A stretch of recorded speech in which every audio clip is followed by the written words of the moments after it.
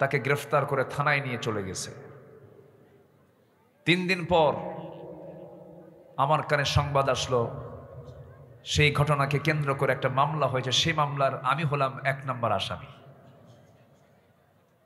এরকম করে নাটক আমরা দেখেছি দীর্ঘ 16 বছর, ঠিক কিনা? এই নাটকের অবসান হয়েছে, আলহামদুলিল্লাহ বলি। যিনি এই অনুকূল পরিবেশ তৈরি করে দিয়েছেন তিনি আমার কে? সেই মহান রবের শানে বলছি আলহামদুলিল্লাহ। চিৎকার মেরে বলছি আল্লাহুম্মা আইন্নি আলা যিকরিকা ওয়া শুকরিকা ওয়া হুসনি ইবাদাতিকা। আল্লাহুম্মা ইন্নি আসআলুকা আল হুদা ওয়াত তুকা ওয়াল আফাফা ওয়াল গিনা। আমরা মহান রবের শুকর আদায় করে নিলাম। হয়তো কিছু পরেই আমাদের কানে বিভিন্ন জায়গা থেকে আজানের আওয়াজ কানে আসবে। অস্থিরতার কোনো কারণ নেই। সালাতুল ইশার নামাজ একটু দেরিতে পড়লেও কোনো প্রবলেম নেই। আমরা থাকবো। আমি খুব যে বেশি সময় নেব তাও না। আমি স্যারকে মনে হয় জোর করে বসিয়ে রেখেছি কিনা জানি না, উনি যেতে চাইছিলেন। তো আমি খুবই আনন্দিত যে আমার পাশে একজন এরকম ওস্তাজুল আসাতিজা, ওনার হাতে গড়া কত যে স্টুডেন্ট, একজন বুয়েটের টিচার, ওনার ছাত্র এখানেই বসে আছেন। হাজারো হাজারো আলেমের তিনি ওস্তাজ, একজন গবেষক তিনি বসে আছেন। আমার তো হাত পা কাঁপছে, আমি কি বলি। এরপরেও উনি যদি সাহস জুগিয়ে দেন তাহলে আমি কিছু কথা বলতে পারবো। ওমা তাওফীকি ইল্লা বিল্লাহ। সম্মানিত ভাইয়েরা, জুলুম কখনো টিকসই হয়নি, হবেও না। কারণ মজলুমের সাথে সরাসরি কানেকশন থাকে কার? আসতে বলবেন না কার? লাইসা হিজাব। মজলুম দোয়া করে, আল্লাহ সে দোয়া শোনেন, মাঝখানে কোনো পর্দা থাকে না, মজলুমের দোয়া কবুল হয়ে যায়। জুলুম করেছিল ফেরাউনরা, টিকে নাই। নমরুদরা টিকে নাই।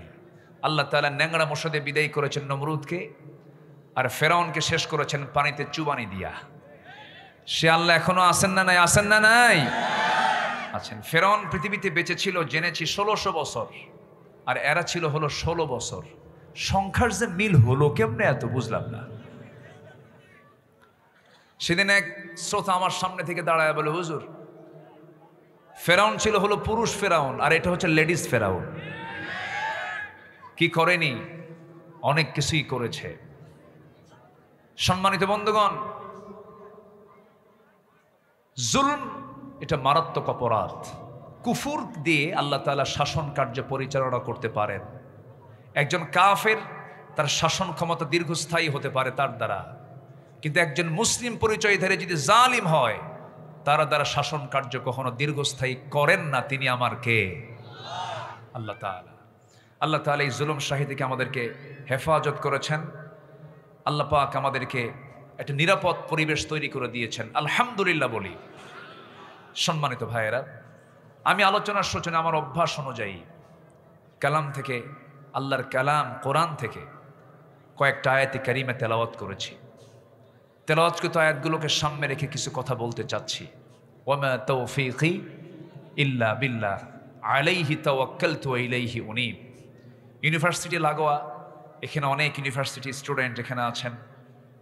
গোটা দেশের বিভিন্ন জায়গা থেকে আসা ছাত্র আজকের মাহফিল অনেকেই শ্রোতা হয়ে আছেন। সম্মানিত ভাইয়েরা, আমরা যে কালামকে নিয়ে বসেছি, এই কালাম কার কালাম? এই কথাগুলো কার কথা? এটা কোনো সৃষ্টি নয়, এটা আল্লাহ পাকের কথা। পৃথিবীর সব কিছু আমরা যা দেখি সব হচ্ছে মখলুক, কোরআন হচ্ছে গায়রে মখলুক। কোরআন হচ্ছে আল্লাহ পাকের সরাসরি কথা।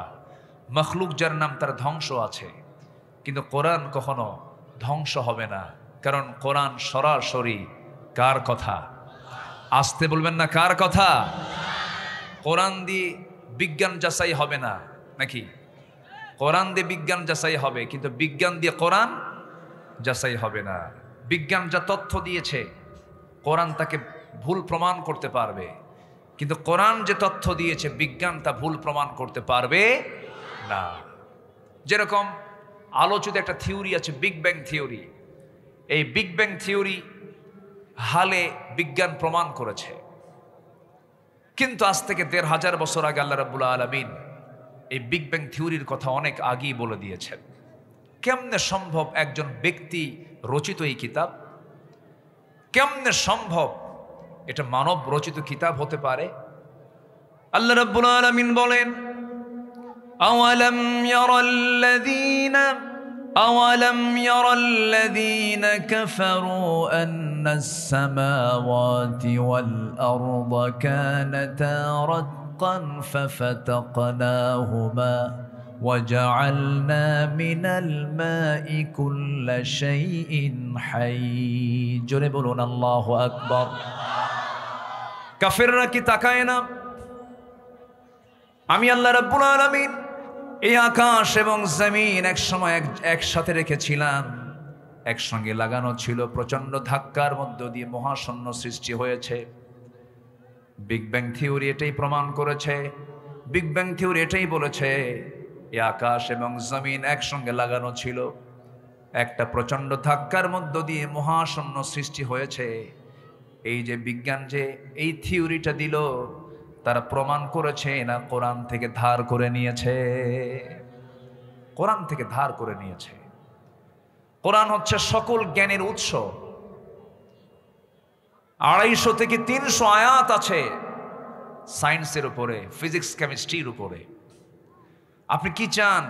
চিকিৎসক চিকিৎসা নেবে, আইনজীবী আইন নেবে, শাসক শাসন পদ্ধতি নেবে, শিক্ষক শিক্ষা নেবে, চরিত্র গ্রহণ করতে চায় কেউ, আদর্শ চায় আদর্শ নেবে। এমন কোন দিক এবং বিভাগ নেই যা এর মধ্যে থেকে বাদ পড়েছে। জোরে বলি সুবহানাল্লাহ। তিবয়ানাল লিকুল্লি শাই। আল্লাহ তাআলা মানব জীবনের জন্য যা কিছু প্রয়োজন সব এর মধ্যে আয়োজন করে দিয়েছেন। কিন্তু দুঃখজনক হলো সত্য, 18 কোটি তৌহিদি জনতার এই বাংলাদেশের অধিকাংশ মুসলমান কোরআন তো বোঝা দূরের কথা, কোরআনটা সহি করেই পড়তে পারে না, যা নামাজের জন্য ফরজ জরুরি। দুঃখে বুকটা ফেটে যায়। প্রথম স্বাধীন হয়েছে 1947, সেকেন্ড স্বাধীন হলো 1971। আজ 2024-এর 16ই ডিসেম্বর গত হতে চলল। এই 54 বছর, ওইদিকে 24 বছর আমরা স্বাধীন হয়েছি। কিন্তু আজ পর্যন্ত প্রথম স্বাধীন হলো হচ্ছে টু নেশন থিওরির ভিত্তিতে, সেকেন্ড স্বাধীনতাও লাভ করেছি আমরা। এই পর্যন্ত যত জন শাসন ক্ষমতায় গিয়েছেন সবার পরিচয় মুসলমান হলেও তারা সমাজ রাষ্ট্রকে কোরআন দিয়ে চালান নাই। কোরআন দিয়ে চালিয়েছেন না। যে সরকার ইতিপূর্বে প্রতিষ্ঠিত হয়েছিল, নামাজের সরকার প্রতিষ্ঠিত হয়নি। আমার দেশ কেউ চালিয়েছে এই 54 বছরে, কেউ 25 বছর, কেউ 16 বছর, কেউ 9 বছর, কেয়ারটেকার গভর্নমেন্ট কেউ কেউ চালিয়েছেন কয়েক বছর। কিন্তু আমরা দেখেছি কি ফলাফল হচ্ছে, ইসলাম দিয়ে কেউ দেশ সমাজ চালায়নি, কোরআন দিয়ে কেউ সমাজ রাষ্ট্র চালায় নাই। আমাদের সব দেখা শেষ। জাতি গঠন করার জন্য আমরা আগামীতে দেখতে চাই কোরআনের দেশ, ইসলামের দেশ। রাজি আছেন কারা কারা? হাত উঁচু করে দেখান মুসলমান।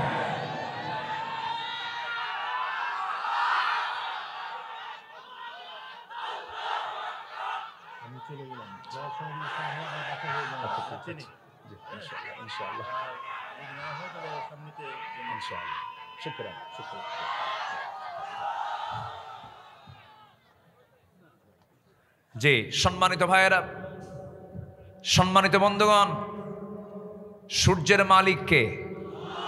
আসতে বলবেন না, সূর্যের মালিক কে? ওই আকাশের আলোকিত চাঁদের মালিক কে? ওই আসমানের মালিক কে? 7 সমুদ্র, 7 সমুদ্রের মালিক কে? গোটা পৃথিবীর মালিকানা একমাত্র কার? সে আল্লাহর পক্ষ থেকেই নাজিল হয়েছে এই কোরআন। কোরআনের আইনকে যারা অবহেলার চোখে দেখতে চান, নতুন করে ঈমান আনতে হবে আপনাকে। যারা বলেন এই আধুনিক তথ্য প্রযুক্তির যুগে এই ধর্মীয় গ্রন্থ কোরআন দিয়ে সমাজ চলতে পারে না। ওর ইমানে শুধু ভেজাল নয়, নতুন করে তার ইমান আনতে হবে। সম্মানিত ভাইয়েরা, কোরআনকে আমরা দেখতে চাই শুধু কাগজের পাতায় পাতায় নয়, হাফেজের মাথায় মাথায় নয়। কোরআনকে আমরা দেখতে চাই সমাজের পাতায় পাতায়। সবাই রাজি আছেন তো? আল্লাহ কবুল করুন, আল্লাহ কবুল করুন। জেলার নাম কি রাজশাহী না? রাজশাহী, রাজশাহী। এখানে এখানে কোনো ফকির টকির নাই, বলি আলহামদুলিল্লাহ। একটা আছে ফকিরহাট, বাগেরহাট। ফকিরহাট আছে না? আছে। আরেকটা আছে রাজবাড়ি। কি আছে? রাজবাড়ি। আর আপনার রাজশাহী। আমার মনে হয় মানে স্থানের জায়গার সুন্দরের দিক থেকে আপনারা এই টপ ক্লাসে আছেন। খুব সম্ভ্রান্ত নাম রাজশাহী। আল্লাহ তাআলা দুনিয়ারও বানান, আখিরাতেরও বানান। জোরে বলি আমিন। দুনিয়ারও রাজা বানান, আখিরাতেরও রাজা বানান। জোরে বলি আল্লাহুম্মা আমিন। সম্মানিত ভাইয়েরা, সময় খুবই অল্প। আমি এই ডেটটা দিয়েছি মাত্র মাসখানেক, মাস দেড়েক আগে। বললাম আমার রাতে তো সময় নেই, আমাকে আরেকটা প্রোগ্রামে অ্যাটেন্ড করতে হবে। মাগরিব পরে, মাগরিব থেকে সালাতুল ইশা পর্যন্ত আমি পারবো। তো বললো তাই হোক, আপনি সেই সময় আসেন। আমি তো খুবই আশ্চর্য হলাম, যেই সময় এত মানুষ আপনারা হাজির হয়েছেন, জায়গা পাচ্ছেন না। কেউ দাঁড়িয়ে ঝুলে থেকে ছাদে, ওই যে ছাদে ঝুলে থেকে বিভিন্ন জায়গায় দাঁড়িয়ে দাঁড়িয়ে কোরআন শুনতেছেন। এবং দুটো পর্দা পিছনে লাগানো আছে, পর্দায় অনেকে দেখছেন। এই যে আপনাদের অংশগ্রহণ প্রমাণ করে। এবং মাহফিলে যুবকদের উপস্থিতি বেশি আমি লক্ষ্য করছি। যুবকরা তোমরাই সব কিছু করতে পারবে। আমি তো ভাবছিলাম মনে হয় যুবকরা মনে হয় শেষই হয়ে গেল। ডিভাইস আসক্ত, মাদকাসক্ত, ইয়াবা আসক্ত, সব মনে হয় ওরা শেষ হয়ে গেছে। কিন্তু জাতে মাতাল, তাহলে ঠিক একদম 45 মিনিট গুনে গুনে টাইম বেঁধে দিয়েছিল, ঠিক কিনা? এবং দুপুরে লাঞ্চটা করেছিল গণভবনে। রান্না হয়েছে একজনের, রান্না খেয়েছে আমার সন্তানরা গিয়ে, ঠিক কিনা? যুবকরা তোমরাই পারবে সবকিছু, শুধু উন্নত চরিত্র দরকার। কি চরিত্র দরকার? উন্নত চরিত্র দরকার। অবৈধ রিলেশন করা যাবে না। বিবাহ পূর্ব ওয়ালা মুত্তাখিদি আখদান ওয়ালা মুত্তাখিদাতি আখদান, গোপন গোপন নোংরামি, ভাইভার, ইমো, লাইন, মেসেঞ্জার, হোয়াটসঅ্যাপ, ঘন ঘন ওই জায়গায় মারা যাবে না। কি কথা কি বোঝা গেল? এইগুলো করা যাবে না। আল্লাহ পাক এগুলোকে হারাম করে দিয়েছেন। কিছু কিছু ছেলে আছে দেখবেন গার্লস স্কুলের সামনে যায়া ইতিমের মতো বসে থাকে, মনে হয় মাও নাই বাপও নাই, আছে না নাই? এগুলো সব হলো লস প্রজেক্ট। কি প্রজেক্ট? Loss project. উন্নত চরিত্র গ্রহণ করো, তোমার জন্য জান্নাতের হুর অপেক্ষা করছে। জোরে বলি সুবহানাল্লাহ, আরো জোরে সুবহানাল্লাহ। সে হুরগুলো এত সুন্দরী। আল্লাহ তাআলা সূরা রহমানের ভিতরে বিভিন্ন জায়গায় হুরের গল্প করেছেন। হুরের গল্পগুলো কোরআন থেকে শিখে নিবা, পড়বা, দেখবা। পৃথিবীর আর কোনো নারীর দিকে তোমার সেই পরিমাণ আসক্তি আসবে না। কোরআন যত ডিপলি পড়বে, কোরআনের মায়ায় পড়ে, কোরআনের আকর্ষণে পড়ে, পৃথিবীর কোনো আকর্ষণ তোমাকে আর কোরআনের আকর্ষণ থেকে ছিটকিয়ে নিতে পারবে না। তোমার দৈনন্দিন সম্পর্ক থাকবে হলো কিসের সাথে? কোরআনের সাথে। আমার বন্ধুগণ, উন্নত চরিত্র গঠন করার জন্য আল্লাহ রাব্বুল আলামিন একজন ব্যক্তিকে সিলেকশন দিয়েছেন। একজন ব্যক্তি হলেন আমার আপনার জন্য আদর্শের বাস্তব নমুনা। আল্লাহ রাব্বুল আলামিন সূরাতুল আহজাবের 21 নম্বর আয়াতে বলছেন, লাকাদ কানা লাকুম ফি রাসূলিল্লাহি উসওয়াতুন হাসানাহ লিমান কানা ইয়ারজুল্লাহা ওয়াল ইয়াওমাল আখির ওয়া যাকারাল্লাহা কাসীরা। তোমাদের জন্য উত্তম আদর্শের বাস্তব নমুনা কেউ নন, একজন ব্যক্তি, তিনি হচ্ছেন জনাবে মুহাম্মদুর রাসূলুল্লাহ সাল্লাল্লাহু আলাইহি সাল্লাম। তোমাদের উত্তম আদর্শের বাস্তব নমুনা। কোথাও যেতে হবে না, এই মহামানবকে তুমি ফলো করো, যার সম্মান যার মর্যাদা আল্লাহ রাব্বুল আলামিন কত দিয়েছেন। দেখেন আল্লাহ পাক তাকে ডাক দিচ্ছেন সূরা আহজাবের 45 নম্বর আয়াতে আল্লাহ রাব্বুল আলামিন বলছেন, যেখান থেকে তেলাওয়াত দিয়ে শুরু করেছি, ইয়া আইয়ুহান নাবিয়্যু ইন্না আরসালনাকা শাহিদাও ওয়া মুবাশশিরাও ওয়া নাযীরাও ওয়া দাঈয়ান ইলাল্লাহি বিইذনিহি ওয়া সিরাজাম মুনীরা। জোরে বলুন আল্লাহু আকবার। হে আমার নবী, হে আমার রাসূল, আমার আল্লাহ এত বড় রব, আমার নবী কি তার আসন থেকে রাসূলকে কখনো নাম ধরে সম্বোধন করেন নাই? যে কোরআন তার শানে নাজিল হলো, সূরা ফাতিহা থেকে শুরু করে নিয়ে সূরা নাস পর্যন্ত আপনি সার্চ দিয়ে দেখবেন, অন্যান্য নবীকে আল্লাহ রাব্বুল আলামিন হরফে নেদা প্রয়োগ করে ডাক দিয়েছেন, ওয়ামা তিলকা বিয়ামিনিকা ইয়া মূসা ইয়া ইয়াহইয়া খুযিল কিতাবা বিকুওয়া ইয়া ইয়াহইয়া ইয়া যাকারিয়া ইয়া ইব্রাহিম ইয়া আদম উসকুন আনতা ওয়া যাওজুকাল জান্নাহ। সব নবীকে আল্লাহ রাব্বুল আলামিন নাম ধরে ডাকলেন, কিন্তু একটা বারের জন্য গোটা কোরআন কোথাও খুঁজে পাবেন না আমার নবীকে আল্লাহ একটা বার নাম ধরে ডেকেছে। জোরে বলি সুবহানাল্লাহ। আমার নবীর শান কত, আমার নবীর মান কত, আমার নবীর মর্যাদা কত। আল্লাহ পাক যেখানেই তার নামটা নিয়েছেন সেখানেই অ্যাডজেক্টিভ প্রয়োগ করেছেন, মুহাম্মাদুর রাসূলুল্লাহ والذين معه أشداء على الكفار رحماء بينهم تراهم ركعا سجدا يبتغون فضلا من الله ورضوانا سيماهم في وجوههم من أثر السجود। জোরে বলুন আল্লাহু আকবার। আরেক জায়গায় বলছেন, ওয়ামা মুহাম্মাদুন ইল্লা রাসূল قد خلت من قبله الرسل। আরেক জায়গায় ডাক দিচ্ছেন, ইয়া আইয়ুহাল মুযাম্মিলু কুমিল লাইলা ইল্লা কালিলান নিসফাহু আও ইনকুস মিনহু কালিলান আও জিদ আলাইহি ওয়া রাত্তিলিল কুরআনা তারতিলা। জোরে বলুন আল্লাহু আকবার। আরেক জায়গায় বলছেন, ইয়া আইয়ুহাল মুদ্দাসসির কুম ফাআনযির ওয়া রাব্বাকা ফাকাব্বির ওয়া সিয়াবাকা ফাতাহহির ওয়ার রুজজা ফাহাজুর। কোথাও আল্লাহ পাক তাকে নাম ধরে ডাকলেন না, আরেক জায়গায় ডাক দিচ্ছেন, ইয়া আইয়ুহার রাসূল বাল্লিগ মা উনজিলা ইলাইক। সূরা আহজাবের 45 নম্বর আয়াতে ডাক দিচ্ছেন, ইয়া আইয়ুহান নাবিয়্যু ইন্না আরসালনাকা শাহিদাও ওয়া মুবাশশিরাও ওয়া নাযীরাও ওয়া দাঈয়ান ইলাল্লাহি বিইذনিহি ওয়া সিরাজাম মুনীরা। জোরে বলুন আল্লাহু আকবার।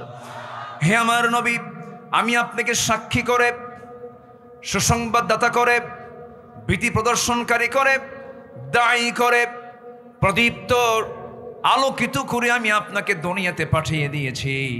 হে রাসূল, আমি আপনাকে সম্মান দিয়েছি। আপনি মুমিনদেরকে সংবাদ দেন, আপনি মুমিনদেরকে জান্নাতের কথা জানিয়ে দেন, আমার ফজিলতের কথা জানিয়ে দেন। আমার আল্লাহ তাআলা তার রাসূলকে এত সম্মান দিয়েছেন, এত সম্মান দেওয়ার মূল কারণ অন্য কিছু নয়, আল্লাহ রাব্বুল আলামিন তার রাসূলকে এত মর্যাদা দিয়েছেন। এই জন্য মর্যাদা দিয়েছেন, তাকে এই পৃথিবীতে তার পরের আসনে এই দুনিয়াতে আল্লাহ রাব্বুল আলামিন তাকে পাঠিয়ে দিয়েছেন। জোরে বলি সুবহানাল্লাহ। তার দায়িত্বটা কি? রাসূলকে কোন দায়িত্ব দিয়ে পাঠানো হয়েছে?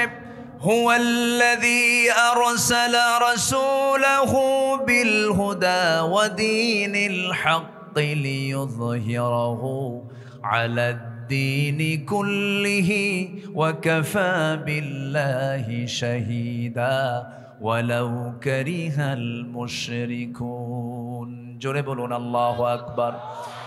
সেই নবী হলেন আমার নবী, সেই রাসূল হচ্ছেন আমার রাসূল। যুবকরা শোনো, তোমার জন্য আজকে আমার আলোচনার সাবজেক্ট এই দিকেই চলে গেল।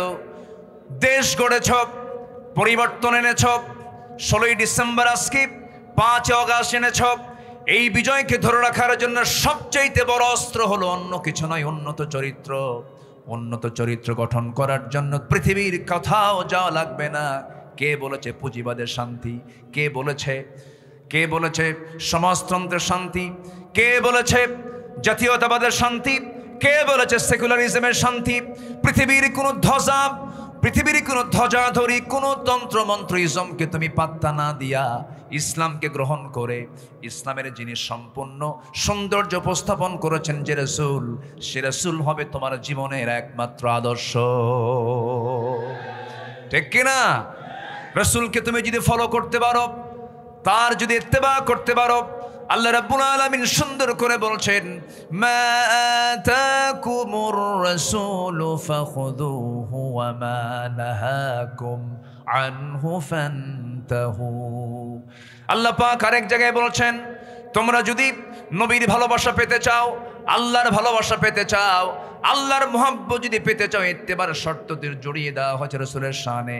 ইন কুনতুম তুহিব্বুনাল্লাহা ফাত্তাবিউনি ইউহিব্বুকুমুল্লাহু ওয়া ইয়াগফির লাকুম যুনুবাকুম ওয়াল্লাহু গফুরুর রহিম। জোরে বলুন আল্লাহু আকবার। কি মুহাম্মদ সে वफा तूने तो हम तेरे है, ये है जहाँ चीज है किया लौह कलम तेरे है। মুহাম্মদকে যদি ভালোবাসো, ভালোবাসা পাবে আমার লৌহ কলম লভিবে তোমরা মাটির পৃথিবীর শেকন ছাড়, দুনিয়াও পাবে আখিরাত পাবে। শর্ত হলো জীবনের সকল কিছুর চাইতে রাসূলকে বেশি ভালোবাসবে এবং তার আনুগত্য করবে। জোরে বলি সুবহানাল্লাহ। সেই নবীর জীবন থেকে আমি কিছু কথা বলতে চাচ্ছি। আমার নবীর জীবনের কিছু অনুকরণীয় আদর্শ যদি কোনো মুমিন বান্দা লালন করে, জান্নাত পেতে তার কোনো বেগ পেতে হবে না। আমার নবীর জীবন থেকে আজকে আমরা ইমানদারদের জন্য অনুকরণীয় 15টা আদর্শ আমরা শিখে যাব। কয়টা আদর্শ বলেন? 15টা আদর্শ শিখে যাব। জোরে বলি ইনশাআল্লাহ। আরো জোরে বলি ইনশাআল্লাহ। কষ্ট হচ্ছে নাকি আপনাদের? কোনো অসুবিধা নাই তো? জোরে বলি ইনশাআল্লাহ। আরো জোরে বলি ইনশাআল্লাহ। আর তো পুলিশ আসে না, ঠিক আছে না? হ্যাঁ, গেল কোথায়? বরঞ্চ ফোন দিয়ে বলে, কিছু লাগবে কি? কোনো হেল্প লাগবে কি? এখন আর আসে না। সম্মানিত বন্ধুগণ, সম্মানিত ভাইয়েরা, চিন্তা করে দেখুন কত বড় সম্পদগুলোকে তারা শেষ করে দিয়েছে। আল্লামা সাঈদীর মতো একটা সম্পদ, এদেশের নাগরিক তৈরির এক মহান কারিগর, মীর কাসেম আলী মিন্টুর মতো একজন সুদক্ষ, এদেশের একজন সূক্ষ্ম নাগরিক গড়ার কারিগর, যাকে এই দেশ গড়ার একজন অগ্রপথিক বলা হয়, যেখানে হাত দিয়েছেন সোনা হয়ে গেছে। সে মীর কাসেম আলী মিন্টুকে তারা ফাঁসির মঞ্চে ঝুলিয়ে মেরেছে। এদেশের শুধু নয়, দক্ষিণ এশিয়ার বৃহত্তম একটি ইসলামী ছাত্র সংগঠন শহীদি কাফেলা, দুরজয় কাফেলা, এক সাইমুম, এক ঝড়, বাংলাদেশ ইসলামী ছাত্র শিবিরের প্রতিষ্ঠাতা সভাপতি ছিলেন মীর কাসেম আলী মিন্টু। কোনো দোষ ছিল না, তাকে শহীদ করা হয়েছে। আল্লামা সাঈদীর মতো মানুষ, যার ওয়াজ শুনে অসংখ্য অবাধ্য সন্তানগুলো মার পা ধরে মাফ চেয়ে বলেছে, হুজুরের ওয়াজ শুনে তোমার কাছে ক্ষমা চাচ্ছি। সেই আল্লামা সাঈদ রাহিমাহুল্লাহকে গত 2023 সালের 13ই আগস্টে চিকিৎসার নাম করে সুস্থ মানুষকে হসপিটাল থেকে জোরপূর্বক প্রিজন ভ্যানে করে বুড়া মানুষ দাঁড়ায় দাঁড়ায় সেখান থেকে তাকে নিয়ে আসা হয়েছে হলো হসপিটালের শাহবাগে। হসপিটালে চিকিৎসার নামে তাকে হসপিটালাইজড করে ভর্তি করে পরিকল্পিতভাবে সাজানো নাটক তৈরি করে বিষ প্রয়োগ করে আবু হানিফা রহমতুল্লাহের মতো পয়জনিং করে তাকে পরিকল্পিতভাবে একটি মহল হত্যা করেছে, শহীদ করেছে। আমরা এই তাফসীর মাহফিলের প্ল্যাটফর্ম থেকে তারই তৈরি করা এগুলো প্ল্যাটফর্ম, তার এই তাফসীর মাহফিলের এই তৈরি করা প্ল্যাটফর্ম থেকে স্পষ্টভাবে জানান দিতে চাই, যেই কুচক্রী মহল এই কিংবদন্তি আল্লামা সাঈদীর হত্যার পরিকল্পনা করেছে, যারা অবিলম্বে তাদেরকে গ্রেফতার করে চূড়ান্ত শাস্তি নিশ্চিত করুক, ফাঁসির মঞ্চে ঝুলিয়ে মারা দরকার। রাজি আছেন কারা কারা? হাত উঁচু করে দেখান মুসলমান।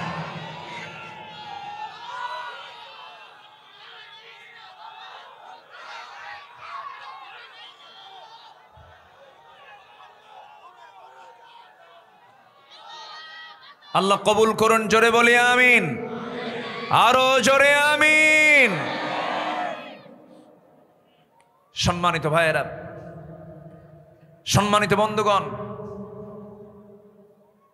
আমাদেরকে কম জুলুম করেনি, মঞ্চে উঠতে দেয়নি। জানেন, মঞ্চে উঠতে নিয়ে নেতাগুলো আটকায় ফেলে, ডান পাশে বাম পাশে সব চাপ কিরামন কাতিবেন বসে রাখছে, কথা বলতে দেয়নি আমাদের।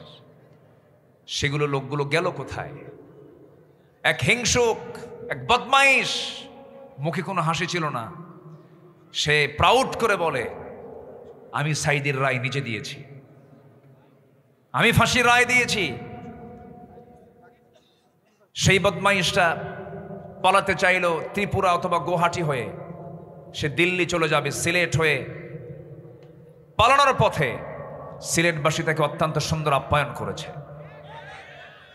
কলার পাতা শুইতে দিছিল, এরপর কোর্টে হাজিরার সময় খুব সুন্দর আপ্যায়ন করেছে, বিসি আউট করে দিছে।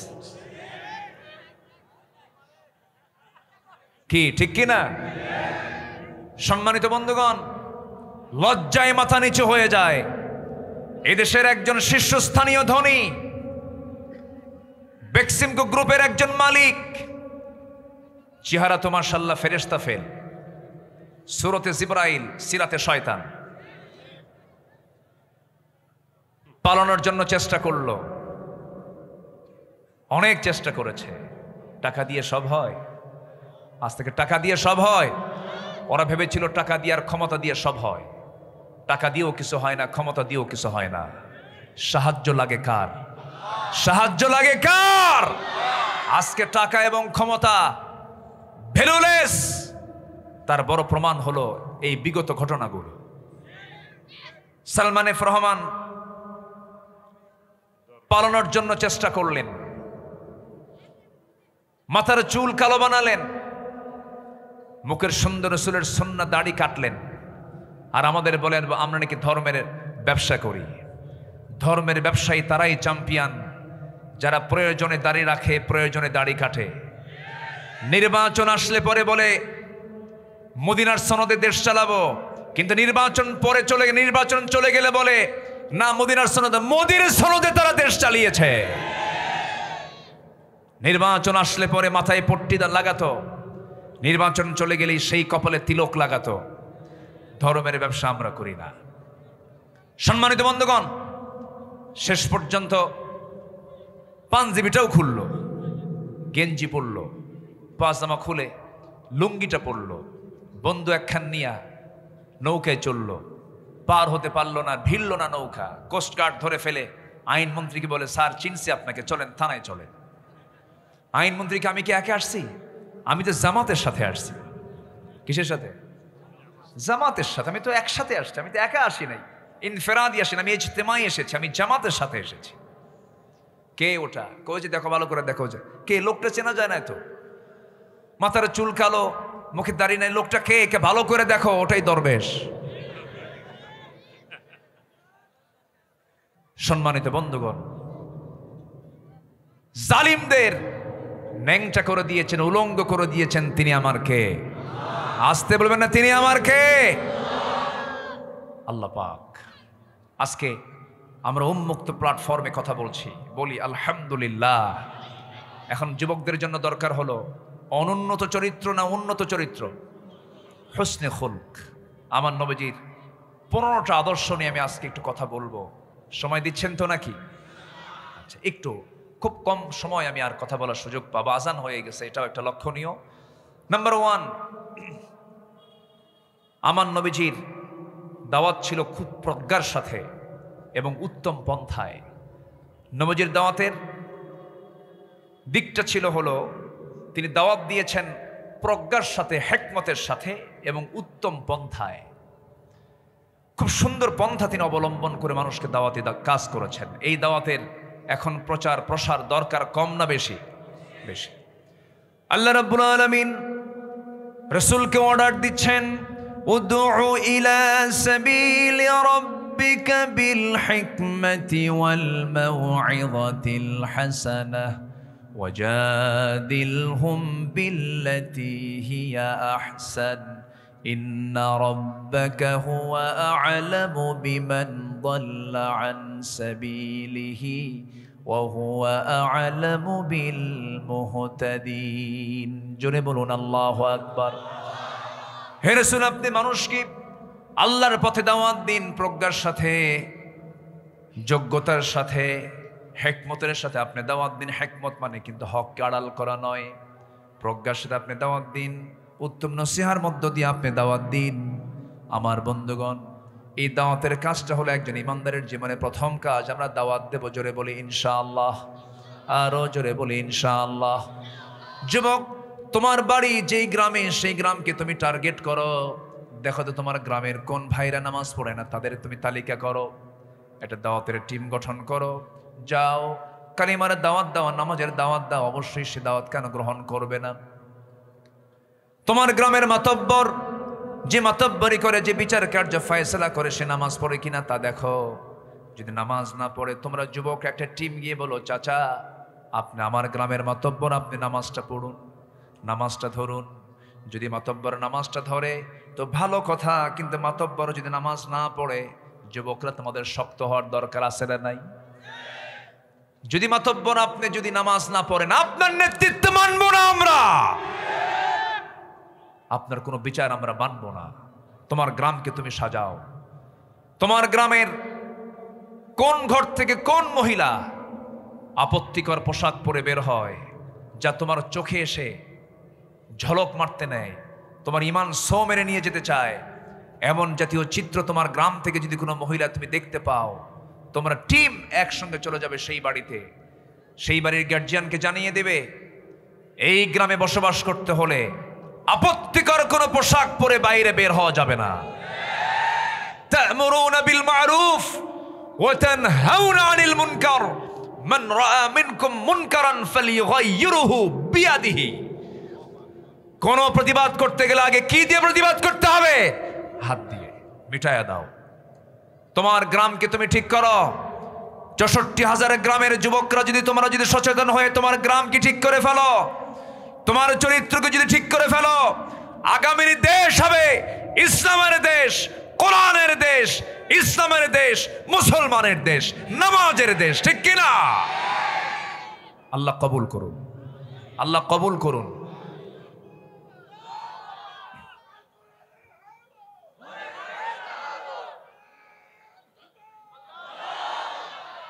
আল্লাহ কবুল করুন, জোরে বলি আমিন, আরো জোরে আমিন। ১ নাম্বার হবে, আমরা দাওয়াত দেব। কি দেব? দাওয়াতের জন্য দাওয়াত আগে দরকার না ধৈর্য আগে দরকার? বলেন বলেন বলেন। রাসূল দাওয়াত দিতে গিয়ে কি এই ফুল পেয়েছেন না পাথর পেয়েছেন? বলেন, ফুল না পাথর? পাথর পেয়েছেন। আহারে, রাসূলকে মেরে রক্তাক্ত করে দিয়েছে। আমার নবীজি একদিন আবু জেহেলকে কালিমার দাওয়াত দিতে গেলেন। আবু জেহেল রাসূলকে থাপ্পড় মেরে ভিতরে তুলে নিয়ে চরমভাবে প্রহার করতেছিল, এক পর্যায়ে তরবারি বের করে ফেলেছে। আল্লাহ পাক তার হাতটা অবশ বানায় দিলেন। নবী আবু জেহেলের হাত থেকে বেঁচে তিনি ঘর থেকে বের হয়ে আসলেন। তার বন্ধু আবু বকর সিদ্দিক রাদিয়াল্লাহু তাআলা আনহু একদিন তিনি মক্কার মাটিতে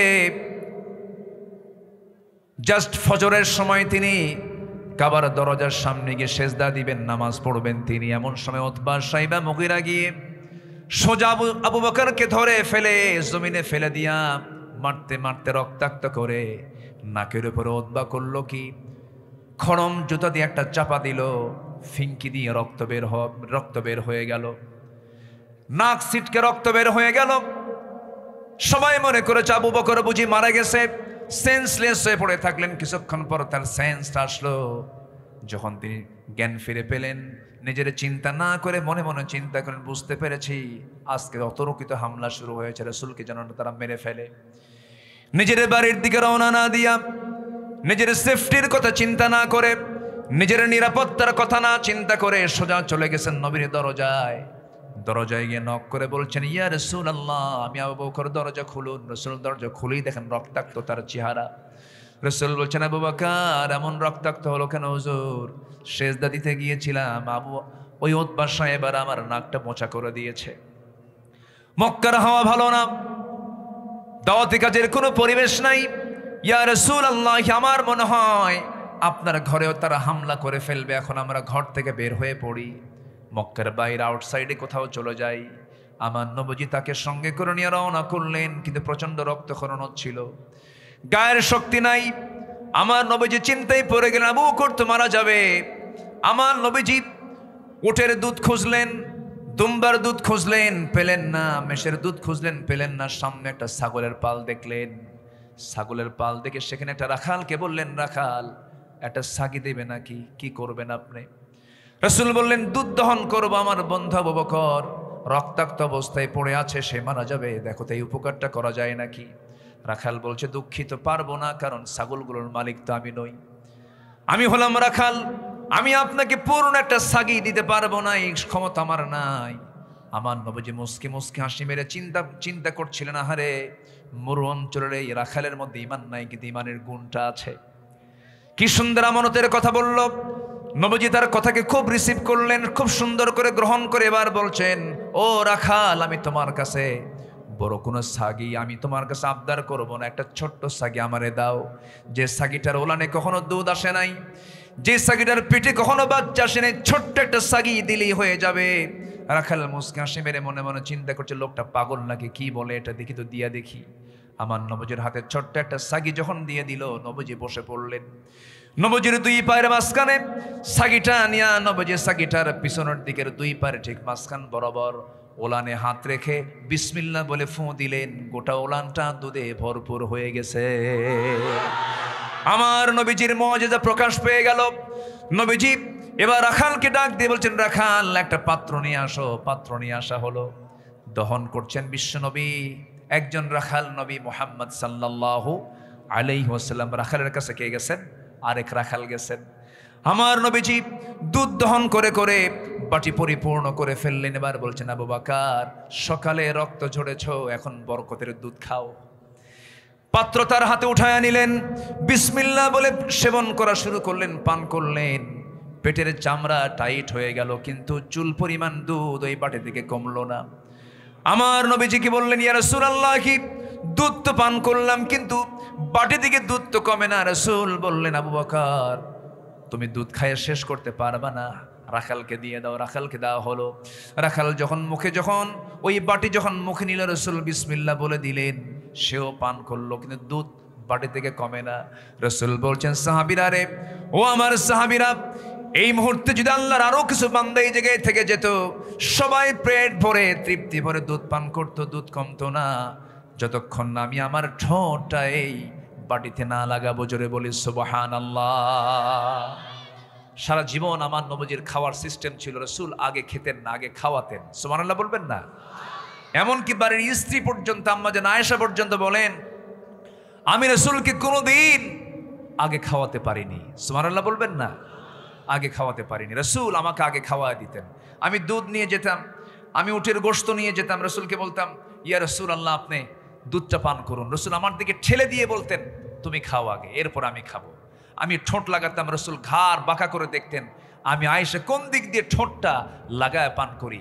আমার নবীজি অবশিষ্ট দুধটা যখন খেতে নিতেন, আমি যেদিকে ঠোঁট লাগিয়েছি আমার রসুল সেই দিকে ঠোঁট লাগায় তিনি পান করতেন। কার সাথে? স্ত্রীর সাথে, গার্লফ্রেন্ডের সাথে না। আকাম কুকাম করো না। বিয়ার পূর্বে যদি প্রেম করো, বিয়ার পরে আর প্রেম খুঁজে পাইবে না, খালি কিলে কিলে হবে, কিলে কিলে। এগুলো করবা না। রাগ করতেছ নাকি যুবকরা? আমি বাস্তব কথা বলছি। আমার বন্ধুগণ, আমার নবীজি দুধ পাত্রটা নিলেন, বিসমিল্লাহ বলে পান করলেন, বাটি ফুরে গেল। এবারে বলছেন রাখাল তুমি থাকো, আমরা এখন চলে যাই। রাখালের চোখে পানি। রাখাল বলতেছে আপনি একা যাবেন কেন, আমারই নিয়ে যান সাথে। রসুল বলেন কি পরশ পাথর দেখেন। রসুল মুস্কি হাসি মেরে বলেন কিছুক্ষণ আগে তো ওয়াজ করলাম আমানতের খেয়ানত করা যাবে না, এই ছাগলগুলো দেখবে কে কে, তাই তো কথা, ঠিক আছে যাব না, কিন্তু একটা আবদার আছে। কি আবদার? আবদারটা হলো আপনি যখন ছাগিটা আপনার কোলের মধ্যে নিয়ে যখন ওলানে হাত দিয়ে যখন কি যেন বললেন, মনে মনে একটা দোয়া পড়লেন, সেই দোয়াটা আপনি আমার শিখায় দেন। রসুল বলেন সেই দোয়া শিখায় তুমি কি করবা? আমি মাঝে মাঝে এই দোয়া পরে ফু দেব আর দুধ খাবো। আমার নবীজি বললেন শিরকিয়াতের পচা দুর্গন্ধ নিয়ে হাজারবার দোয়া করলে কোনো কাজ হবে না। শিরকিয়াতের পচা দুর্গন্ধ তোমার জীবন থেকে সাফ করে দাও। লাত মারতকে ছেড়ে দাও, ওজ্জাকে ছেড়ে দাও, দুনিয়ার সমস্ত শিরিককে তুমি ছেড়ে দাও। সঙ্গে সঙ্গে ওই রাখাল আমার নবীর আপাদমস্তক মাথা থেকে পা পর্যন্ত নজর দিয়া বলতেছে আমার তো সন্দেহ লাগে আপনি মক্কার সেই আব্দুল্লাহর পুত্র মুহাম্মদ বিন আব্দুল্লাহ কিনা। আমি কি দেখতে ভুল করছি নাকি? আমার নবীজি মুস্কি মুস্কি হাসি মেরে বলতেছে যুবক রে, ভুল দেখো নাই, ভুল দেখো নাই। তুমি আমার সামনে দাঁড়িয়ে তুমি যাকে দেখছো, যাকে তুমি সন্দেহ করছো, আমি সেই আব্দুল্লাহর পুত্র মুহাম্মদ সাল্লাল্লাহু আলাইহি ওয়াসাল্লাম। এই কথা বলা মাত্রই আর রাখালের দেরি হলো না, হাত টাগায় দিয়া নবীর হাতে বায়াত নে পড়ে ফেললেন। আশহাদু আল্লা ইলাহা ইল্লাল্লাহু ওয়াহদাহু লা শারীকা লাহু ওয়া আশহাদু আন্না মুহাম্মাদান আবদুহু ওয়া রাসূলুহু। হেদায়েতের মালিককে আসতে বলবেন না, হেদায়েতের মালিককে। সেই রাখালটা অন্য কেউ নয়, সেই রাখালটা হলো আমার নবীর যত সাহাবী ছিলেন, এই সাহাবীগুলোর মধ্যে সবচেয়ে যিনি হাদিস বেশি জানতেন, কোরআন বেশি জানতেন, আব্দুল্লাহ ইবনে মাসউদ রাদিয়াল্লাহু তাআলা আনহু। সেই রাখাল থেকে এত বড় একজন মুহাদ্দিস হয়ে গেলেন, মুফাসসির হয়ে গেলেন। সারা জীবন তিনি কথা বলেছেন কোরআন দিয়া। একদিন ওমরে ফারুকের শাসন আমল চলছিল, অন্ধকার রাত্রিতে সাইয়েদনা ওমরে ফারুক সামনে পড়ে গেলেন।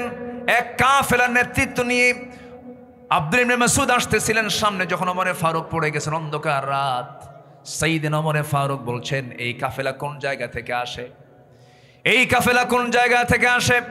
ভিতর থেকে অন্ধকার রাত্রিতে জবাব আসতেছে মিন ফাজ্জিল আমিক, মিন ফাজ্জিল আমিক, প্রত্যন্ত অঞ্চল থেকে আসতেছে। কোথায় যাবে? ইলা বাইতুল আতিক, কাবার দিকে যাবে। ওমরে ফারুক বলছেন কোরআন দিয়ে উত্তর দিতেছো, দেখি তো কেমন পারো, আরো প্রশ্ন করব। কি প্রশ্ন বলেন? এবার বলছো কাফেলার লোকেরা বলো তো কোরআনে কারীমের সবচেয়ে শ্রেষ্ঠ আয়াত কোনটা? আল্লাহু লা ইলাহা ইল্লাহু। সবচেয়ে ব্যাপক অর্থ বহন করে এমন আয়াত কোনটা? ইন্নাল্লাহা ইয়ামুরু বিল আদল ওয়াল ইহসান। এবার ইবনে মাসউদ আবার প্রশ্ন করা হলো তাকে, বলো তো কোরআনের সবচাইতে ভয়ঙ্কর আয়াত কোনটা? ফামান ইয়ামাল মিসকালা যাররাতিন খায়রান ইয়ারাহু ওয়া মান ইয়ামাল মিসকালা যাররাতিন শাররান ইয়ারাহু। আবার বলা হলো কোরআনে কারীমের সবচাইতে আশাব্যঞ্জক আয়াত কোনটা? কুল ইয়া ইবাদিয়াল্লাযীনা আসরাফু আলা আনফুসিহিম লা তাকনাতু মির রাহমাতিল্লাহ ইন্নাল্লাহা ইয়াগফিরুদ যুনুবা জামিআ। জোরে বলুন আল্লাহু আকবার। আমার বন্ধুগণ, সাইয়েদনা ওমর ফারুক এবার অন্ধকারের মধ্যে দাঁড়িয়ে বলছেন, এত প্রশ্নের জবাব দেবার মতো কেউ নাই। আমার মনে হয় তোমাদের খলিফার কাফেলার মধ্যে সেই রাখালটা আব্দুল্লাহ ইবনে মাসউদ অবশ্যই আছে। জোরে বলেন সুবহানাল্লাহ। সেই আব্দুল্লাহ ইবনে মাসউদের হাতেই আবু জেহেল দুনিয়া থেকে বিদায় নিয়েছে। আমার বন্ধুগণ, আমার নবীজির দাওয়াতি কাজটা ছিল ব্যর্থ না সফল? আসতে ব্যর্থ না সফল? আমরা দাওয়াত দেব ব্যর্থতা নিয়ে না সফলতা নিয়ে? জোরে বলি ইনশাআল্লাহ, আরো জোরে বলি ইনশাআল্লাহ। নবীজির আরেকটা আদর্শ হলো, আমার নবী ছিলেন সাহসী। কি ছিলেন? আমরা কি সাহসী হব না ভীরু হব? ফাসদা' বিমা তু'মারু ওয়া আ'রিদ আনিল মুশরিকিন। আমার নবীজি খুব সাহসী ছিলেন, আমরাও সাহসী হব। পিছপা কখনো হব না, পিঠ কখনো দেখাবো না। কারণ আল্লাহ রাব্বুল আলামিন বলছেন, ইল্লা তানফিরু ইউআযযিবকুম আযাবান আলীমান ওয়া ইস্তাবদিল কওমান গায়রাকুম ওয়া লা তাদুররুহু শাইআ। জোরে বলুন আল্লাহু আকবার। নাম্বার 3 হলো ধৈর্য ধরা। আল্লাহ রাব্বুল আলামিন রাসূলকে ধৈর্যের পিরামিড বানিয়েছিলেন। কি পরিমাণ ধৈর্য তার মধ্যে কাজ করেছে। আমরা ধৈর্যশীলের পরিচয় দেব। নবীজি ধৈর্যশীল ছিলেন, আমরাও ধৈর্যশীল হব। নাম্বার 4 হলো রাসূল ছিলেন পরিবারের প্রতি দায়িত্বশীল। আমরা পরিবারের প্রতি দায়িত্বশীল হব। পরিবারের খোঁজ খবর নেব। রাসূল তার মেয়ে ফাতিমাকে বিয়ে দিয়েছেন। বিয়ে দেওয়ার পরও মেয়ে তার স্বামীর ঘরে চলে গেছে সারা জীবন। আমার নবীজি তারপর আমার রাসূল ওই জামাই বাড়িতে 3 দিন পার হতে দিতেন না, মেয়েকে দেখতে যেতেন। মাঝে মাঝে বলতেন, ফাতিমা আমার হলো এত গুরুত্বপূর্ণ মানুষ, ফাতিমাকে না দেখলে আমার কলিজা ভরে না। ফাতিমা আমার দেহের টুকরা, কলিজার টুকরা। আমার নবীজি বিয়ে হওয়ার পরেও তিনি 3 দিন পার হতে দিতেন না, ফাতিমাকে দেখতে যেতেন, সন্তানদের খোঁজ খবর নিতেন এবং তিনি তার পরিবারকে অত্যন্ত যত্নের সঙ্গে দেখতেন, নাতিপুতির দিকে লক্ষ্য করতেন। কারণ আল্লাহ রাব্বুল আলামিন বলেছেন, কু আনফুসাকুম ওয়া আহলিকুম নারা। নিজে বাঁচো, তোমার পরিবারকে জাহান্নাম থেকে বাঁচাও। আমার নবীজি ফাতিমাকে টাইম দিয়েছেন, নাতিপুতিদেরকে টাইম দিয়েছেন, সন্তানদেরকে টাইম দিয়েছেন, পরিবারকে টাইম দিয়েছেন। নবীজি উহুদের ময়দানে, যুদ্ধের ময়দানে, কণ্টকাকীর্ণ যুদ্ধের ময়দান, যে যুদ্ধে নবীজির 2টা দাঁত হেরে গেছে, এত শক্ত একটা যুদ্ধের ময়দানে আমার রাসূল আম্মা জান আয়েশাকে সাথে করে নিয়ে চলে গেছেন। যুদ্ধের ময়দানে যুদ্ধ চলতেছিল, রাতের বেলা যুদ্ধ বিরতি হয়ে গেছে, আকাশে চাঁদ, তাবুতে তাবুতে সাহাবীরা। যুদ্ধ কিছুক্ষণের জন্য থামলো। রাসূল তাবুর মধ্যে ঢুকে বলছেন, আয়েশা টাইম দিতে পারি নাই, তোমার হক আদায় করতে পারি নাই, চলো এই মিটি মিটি রাত্রে, এই চাঁদনি রাতে আমরা দুজন মিলে দৌড়ের পাল্লা দেই। আম্মা জান আয়েশা মুস্কি মুস্কি হাসি মেরে নবীর কথায় রাজি হয়ে গেলেন। দৌড় মারলেন রাসূল। ইচ্ছা করে তিনি আস্তে দৌড় মেরে ইস্তেকে বিজয়ী করে দিলেন। আম্মা জান আয়েশাকে খুশি করলেন। দীর্ঘদিন পরে মদিনার মাটিতে একদিন রাসূল বলছেন, আয়েশা ওই রাত্রিতে তুমি আমাকে হারায়া দিয়েছ, আজকে দেখি দৌড়ের পাল্লা দেখে ফার্স্ট হয়। সেই দিনের দৌড়ের পাল্লা আমার নবীজি একটা দৌড় মারলেন, সত্যিকারের দৌড় মারলেন, ফার্স্ট হয়ে গেলেন। ফার্স্ট হয়ে বলছেন, আয়েশা সেই রাতের পরাজিত হওয়ার জবাব আজকে আমি বিজয়ী হয়ে দিয়ে দিলাম। জোরে কোন সুবহানাল্লাহ। ইসলামে প্রেম ভালোবাসা আছে না নাই? তা কি বিয়ার আগে না বিয়ার পরে? দেখছো আগে কয়, এই বিয়ার আগে না বিয়ার পরে? পরে। হ্যাঁ, আল্লাহ তুমি সবাইকে উন্নত চরিত্র অর্জন করার তৌফিক দিয়ে দাও। জোরে বলি আমিন। নামাজ পড়তে হবে কয় ওয়াক্ত?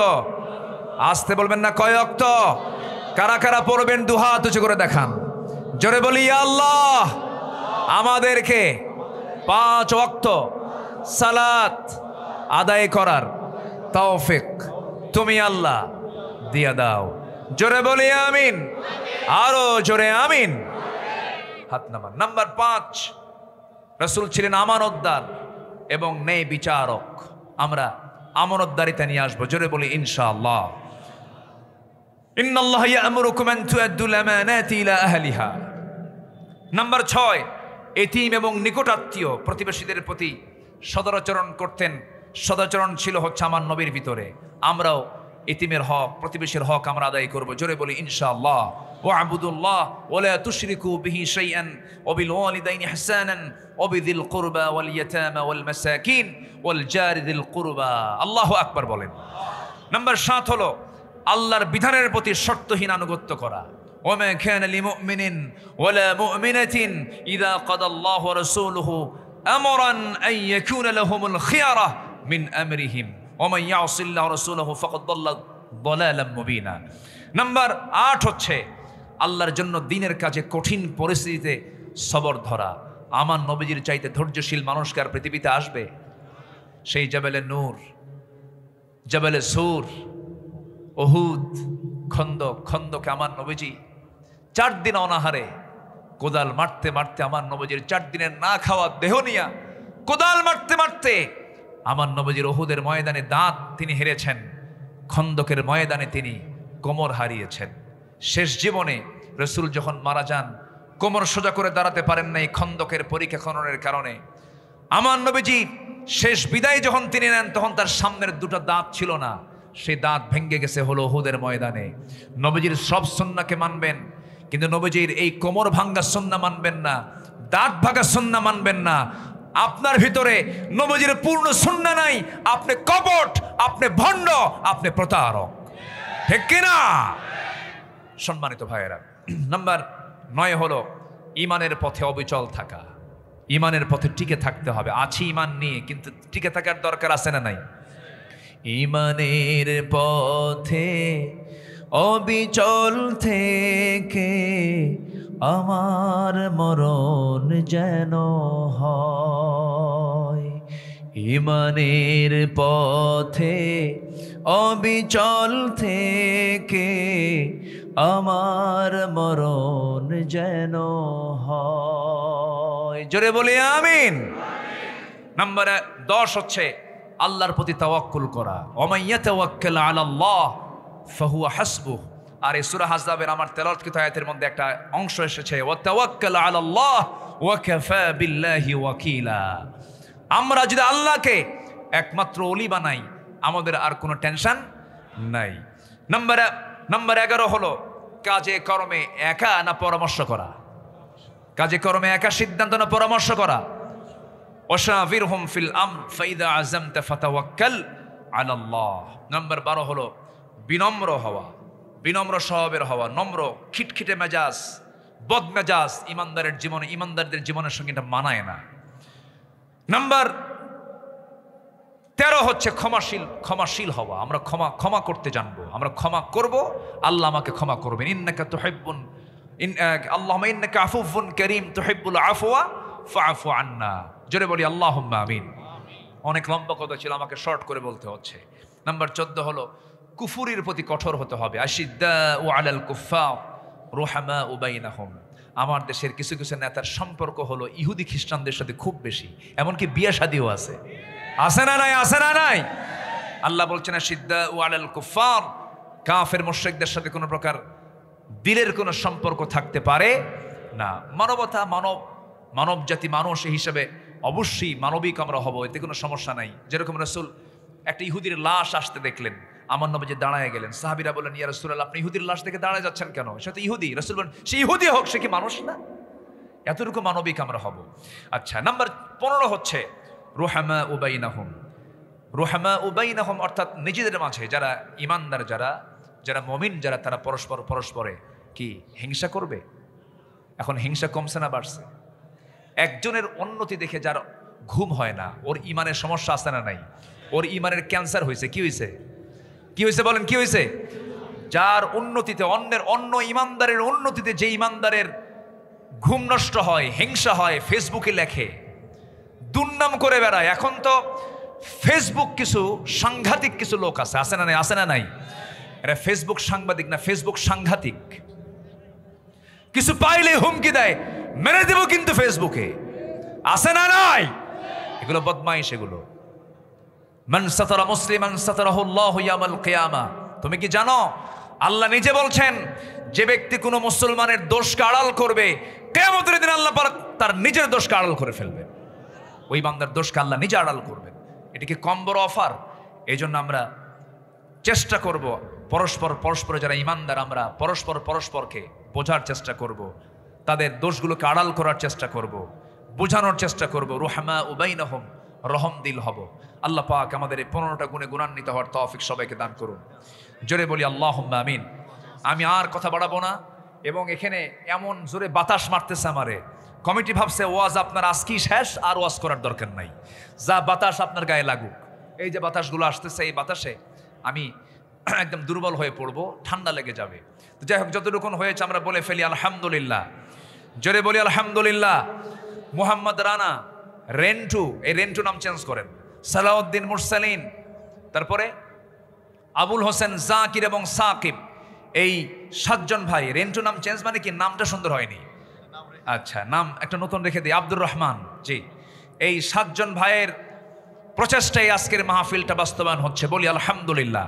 এলাকার মুরব্বীরা সহযোগিতা করেছেন, আল্লাহ তুমি সবার সহযোগিতাকে তুমি আল্লাহ কবুল করে নাও, জোরে বলি আল্লাহুম্মা আমিন। এই আশাবাদ কামনা করে আমি আমার কথা আর বাড়াতে পারছি না। যতটুকুন হয়েছে আমরা বলে ফেলি আলহামদুলিল্লাহ। আমরা চাইবো কার কাছে? সবাই বসেন, আল্লাহুম্মা আমিন। রব্বানা যালামনা আনফুসানা ওয়া ইল্লাম তাগফির লানা ওয়া তারহামনা লানাকুনান্না মিনাল খাসিরিন। আয় আল্লাহ তাআলা, সান্ধ্যকালীন মাগরিব থেকে শুরু করে এশা পর্যন্ত তোমার হাজার হাজার মুসলমান নরনারী নিয়ে তোমার কালামের 2-3টা আয়াতকে সামনে রেখে আমার নবীর জীবন চরিত্র নিয়ে, আদর্শ নিয়ে কিছু কথা বলেছি। কাঙ্গাল ফিকারের মতো 2টা হাত পেতেছি। আল্লাহ, গুনার দিকে নজর দিও না, বান্দা মনে করে তামাম জিন্দেগির গুনাহগুলোকে মাফ করে দাও।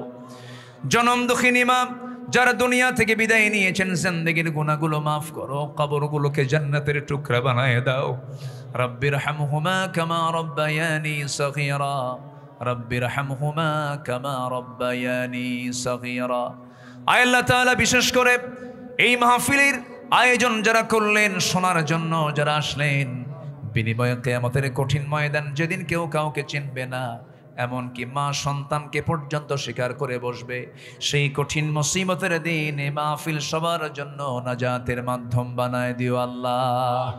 তোমার বান্দাগুলো কিনে এমন সময় হাত তুলেছি, ফিলিস্তিনের আকাশে অশান্তির আগুন বয়ে বেড়াচ্ছে, ফিলিস্তিনটা জ্বলন্ত অগ্নিকুণ্ড হয়ে বসে আছে। আয় আল্লাহ তাআলা, মুসলমানদের বাইতুল আকসা মুসলমানদের হাতে তুলে দাও। এই ক্রান্তি লগ্নে আসা 100 মুসলমানকে তুমি একটা প্ল্যাটফর্মে আসার তৌফিক দিয়া দাও। মুসলমানদের জন্য একজন লিডার আবু বকরের মতো, ওমরের মতো পাঠায়া দাও। দুনিয়া থেকে কোন দিন বিদায় নেব জানি না, বিদায় লগন কোন দিন আসবে আমরা কেউ জানি না, তবে যেদিন মরে যাবো রে টান মেরে ঘর থেকে বের করে দেবে, জীবনের শেষ গোসলটা হয়ে যাবে, মরামক সব দেখে দেখে চলে যাবে, কবরে শোয়া দেবে, বাঁশ চাপা দেবে, মাটি চাপা দেবে, ওই যে বিদায় দিয়ে দেবে, আর কোনো দিন কেউ খোঁজ নিতে আসবে না। দিন শেষে দেখা যায়, আল্লাহ তুমি ছাড়া কোনো বন্ধু আমার জীবনে আর নাই রে। সে অন্তিম সময়ে যখন চলে আসবে, জবানে জারি করে দিও লা ইলাহা ইল্লাল্লাহু মুহাম্মাদুর রাসূলুল্লাহ। আসসালামু আলাইকুম ওয়া রাহমাতুল্লাহি ওয়া বারাকাতুহু। আজান হচ্ছে, সবাই এশার